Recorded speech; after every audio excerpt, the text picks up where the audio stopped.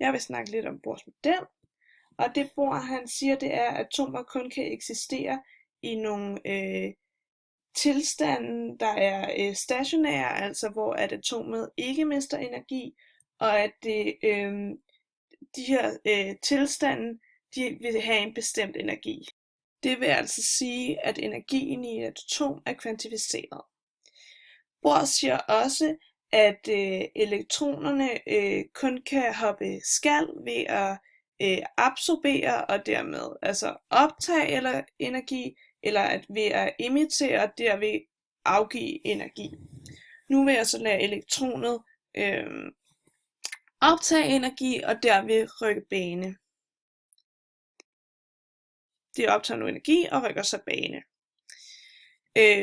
Hopper den ind til første skal igen, så vil den afgive den selv samme energi, som den optog før, og det sker ved hjælp af en foton.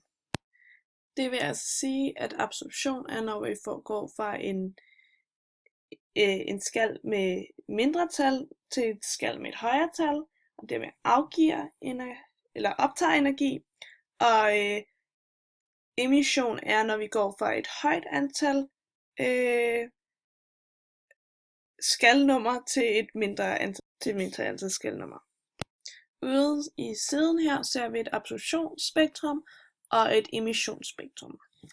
Et absorptionsspektrum viser, hvilke bølgelængder atomet kan absorbere, hvor emissionsspektret viser, hvilke bølgelængder atomet kan fraskyde sig. Og hvis vi nu tager elektronen og hopper i 4. skal eller orbit, så ser vi, at der kommer en streg heroppe i absorptionsspektrum, som viser, at bølgelængden for fotonet er lidt over middel. Hopper vi så ind til anden orbit, så ser vi, at også her så er bølgelængden lidt over middel. Og hvis vi hopper lidt ud igen, så kan vi så se, at bølgelængden er stor.